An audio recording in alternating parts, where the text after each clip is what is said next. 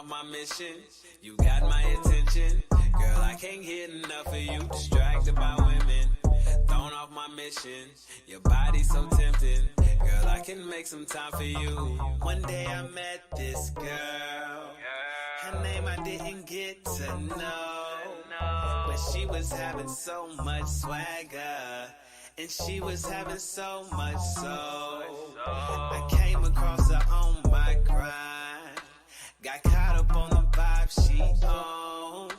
Now I don't really know how I should tell her that I gotta get back to this dough. You know I get distracted by women, thrown off my mission. You got my attention. Girl, I can't get enough of you. Distracted by women, thrown off my mission. Your body's so tempting. Girl, I can make some time for you. One day Alright, what up, y'all? I'm away checking in, and I am still at it. So, let me make sure I got this right real quick. Alright, boom, okay. And I'm talking about, and like I even said anything. So, I appreciate everybody who's been rocking with the content, who actually been checking these out, and I got another one for you. So across the timeline this weekend, I had a couple videos come down, and basically just like still on the topic of content. My last video, I actually talked about Schoolboy Q, and he just like in an interview, he was stating how the things have changed from when he started and really got his first start with coming into the industry, and how rappers are content creators now, and he ain't wrong. It's all part of the game at this point. So these videos actually correlate with that, and the first one is from a dude named Crackalack, and he's basically owns a production company. He's a videographer, engineer. You know, in this day and age, you usually do more than one thing, and he owns a studio. So I don't know where he's from, but I do know that's his occupation, and he creates a lot of content and gives a lot of tips on just what artists should be doing, or maybe ways that they could approach it. So I'm gonna start out with his first. Let's see what we got. The guys that are blowing the fuck up today, that are flooding with new music, it's really just having a quality ass camera like this and then performing in like 2 or 3 different locations, multiple takes, and throwing it together, getting the song out there as soon as you possibly can, and then start doing some short form content to spread the word out there that you have this new song out. That's the recipe. It's not about let's spend thousands and thousands and thousands of dollars when you're up and coming. No, you're up and coming. You need to keep all of the money that you can and find the most affordable way that you can put out the most fucking content that you possibly can to share with the world who you are and what you do. So whatever you think that you are, let's say right now you think that you're a rapper. You're not. You're a content creator that raps. Until you accept that, rapping will always just be a hobby to you, because the future and like the present, not the future, the present is content is king. Content, content, content. Like the biggest point he made with that whole clip was like, whatever you think you are, you're a content creator now. And that's not just with rap, but particularly in the music or the creative space, like the arts and stuff like that. Even like culinary, which is I would consider one of the arts, it's still a creative space. You got to create content in order to get your thing out there, in order to get the attention and garner attention. So that's just where it's at, man. And I was actually trying to find this video for a little while, so I'm glad I did. The next one I got up, let's see. My bad, phone going off and stuff. But the next one I got up is actually from Dame Ritter. So Dame is he's a music manager, but he's or an entertainment manager, should I say? He's huge thing to do with this. So one of the actually he's managed some artists. He actually manages a comedian now, but he's actually talking about some content creator mistakes, and just mistakes that he's seen with people who created content. And obviously being on the music side and the comedy side, which is really like just film and and video side, film, skit, movie side, he got a good point about mistakes that a lot of people make making content. And me personally, I've actually gone through it, which is why I'm bringing it to the squad. So it's something that I actually went through, and it's good information, man. Huge mistakes I see creators make is they start getting frustrated on social media because they're not getting traction. So they start to create content that has nothing to do with the story that they're trying to tell or the world that they've already built. So they might be a musician and then they start doing sketches or skits and comedy stuff, but that has nothing to do with where they want to be long term or the story that they've been trying to tell. So you might start getting some attention for these skits and then you drop your music and then you wonder why people aren't resonating with your music because you brought people here expecting skits and comedy and things like that. So if that's not part of your world, if that's not something that you're trying to do long term, then don't create content around that. You're really just going to mess up your own page. I manage a creator named Big Ja. His ultimate end game is to be in television and film. He wants his own shows, wants his own movies. So the content that we create has to show that that's what we are striving for. It has to show people in Hollywood that we can create that level of quality so that we can start, it's kind of like our resume, so we can start making steps to get there and to accomplish his end goal. So don't get frustrated. Don't step out of your lane and start creating things that have nothing to do with the world you've built. Just stick with the plan. Just get more creative with the content and the story that you're trying to tell. Peace. All right, and like I said, man, he made a great point about just like the mistake of creating content that don't have nothing to do with what you're actually trying to accomplish in the long run. So for me personally, I actually, I would say over the last 6 or 7 years, I would be starting and stopping on a lot of different ideas and different aspects of creating little pieces of content outside of just my actual music content, because I was trying to find my lane in what I wanted to do outside, or how I wanted to present myself outside of just myself as a musician.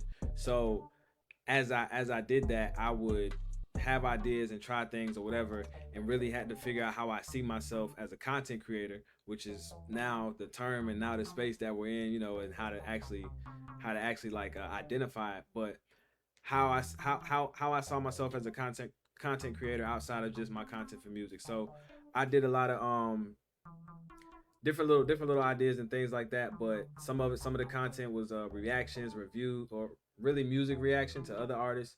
um I've tried to do some form of this before, but I really didn't like the outcome of what I was getting at the time. And then for a while I was like, I was pretty nervous to just do any type of review or feedback, or just give my opinion on the topics like this that I look at and listen to and come across every day, because I do live in this world. But I was nervous to do it because I didn't accomplish certain things that I know people think you should have accomplished as an artist to be able to really talk about certain things.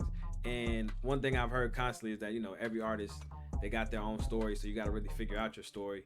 And to tie that in with the point he's making, I've tried some things and now I kind of know, like, okay, my areas are, as an artist, my name is Hemingway. I create music, and my areas are rap, which will usually be some motivational, positive types of songs, R&B or melodic rap, and those will usually be love songs, things like that. And then everything else that is probably still melodic or just straight up rap, it's more of a happy, up tempo kind of fun having song. And I still want to keep that. Any of those visuals will probably be fun or more so on the comedic side. So anywhere in those lanes, those are the types of content that I want to create. But I didn't want to just do music skits, or just do, you know, just me reacting to other people's videos, because I'm like, that's you, like he said, you get known for that, and that's not gonna really accomplish, that's not gonna tie into the long-term goal. I am an artist, but now I actually know what I'm trying to accomplish, which is building my community as an artist. My whole squad, the Still At It squad, and then actually out on the business, on the back end, and as on the business side, locking in more licensing deals and things like that for on the sync side with videos, games, and stuff like that, and scoring. Those are the two areas I am. So those are the two lanes I'm trying to reach. And then the third thing will probably be just me given the knowledge that I've learned over time. As I learn new things, I'm just gonna, document it and actually talk to people about it, or have videos where I'm recording just like what's going on. So if you didn't know, we can have a conversation about it and everybody can learn from it. So this last one is actually from Kato on the track. He's a producer, and he's actually talking about like his content schedule and like how he like his system, how he got everything rolling. So we're gonna check him out. Succeed in the music industry as just being a good artist no more. You have to be on social media. Every song that's on the charts right now got hundreds of thousands of videos on TikTok. All right, about to give y'all the real game right now, okay? I'm gonna break down my entire content strategy in 60 seconds. We sat down, we wanted to create a content system. We identified all of the key pillars of my brand. So what are the things on socials that have been working for me and that engages with my community, right? So duets. I post my beat videos on TikTok and on Instagram, let people duet them. I share those, so all that UGC content. So everything around the duets, right? Another pillar is the educational piece. Basically what I'm doing right now, giving y'all free game, talking about the music business, putting y'all on the educational side of the music industry. Another pillar were the open verse challenges. That kind of goes hand in hand with the duets, but leaving an open verse on one of my songs and letting people duet it. Another pillar that we identified was like motivational content, because people tell me all the time when they hear me talking about certain things or my come up or my journey, it inspires them. So I wanted to put out just more motivational, inspirational content for y'all. All in all, Danny and I identified maybe like 7 or 8 different key pillars of my brand. And by the way, you can really only know this if you've already tested a lot of content, if you've already been posting on socials. You see what works, you see what doesn't work. That's how you identify these pillars. And I'm gonna pause it real quick and then I'll let him finish. But that was something that I did, but I didn't realize I was in the process of doing over the last like 4 or 5 years, just like trying different types of content and then like realizing like, okay, this isn't what I want to do. This isn't what I want to do. And now I kind of, I understand my areas where I want to stay in between. So that's the part that I didn't realize, but I'm really like, you'll eventually go through the creation and then like the creating part and then kind of trimming back, and it might seem like I considered it starting and stopping, but that was actually me figuring out what was going to work for me and like the brand and vision I'm trying to create. So after we did that, Danny and I came up with a whole weekly schedule, Monday through Sunday, all of the different content that we want to post. So for us, every single day, we wanted to put out 2 pieces of content on every social platform: TikTok, Instagram, YouTube Shorts, Twitter, Facebook, etc. And the last part, obviously, is to actually shoot the content. So once or twice a week, sometimes, me and Danny get up, just like we're doing right now, and we shoot all of the content for the entire week. So beat videos, motivational content, educational content, open verse challenges, anything that we want to put out for the whole week, we shoot in one single day, really a couple hours. So as long as you're organized and you schedule things, you can have a small team. It doesn't take a lot of people. It doesn't require a ton of time. You just have to be organized and then create a system that works for you.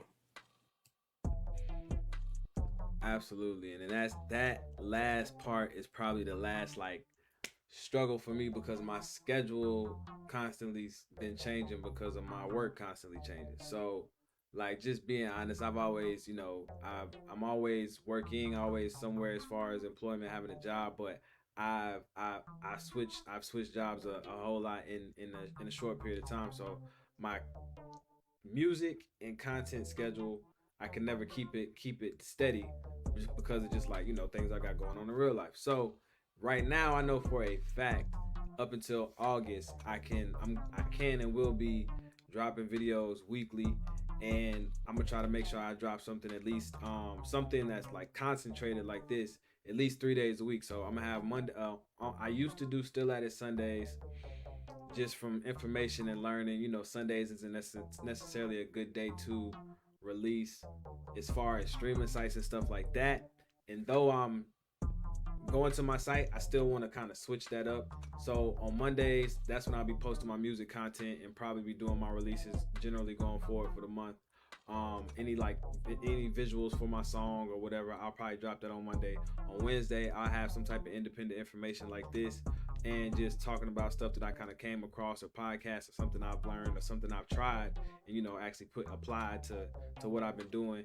And then on Fridays, it'll probably be a double up on one of the other pieces of content. More than likely, another piece of music content, but it might also be just some more stuff, just like reviews as far as podcasts and stuff like that.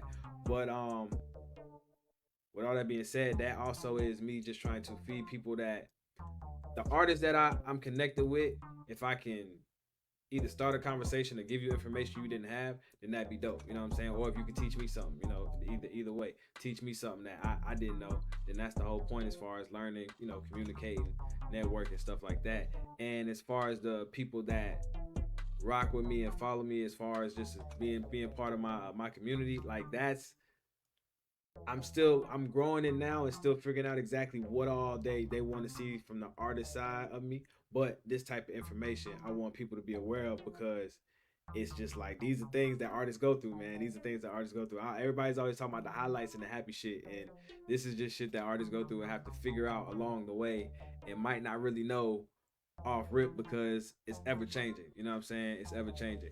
But I probably got another video I'll post here today as well.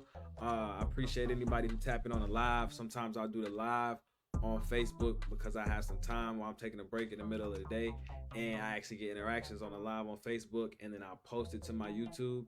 And for now, until I really get my YouTube schedule and my drops consistent to try to get that engagement going, that's probably how I'll be doing that. So appreciate everybody who've been rocking in, or who've been checking in and rocking with me. I go by the name of Hemingway. Until next time, I'm out.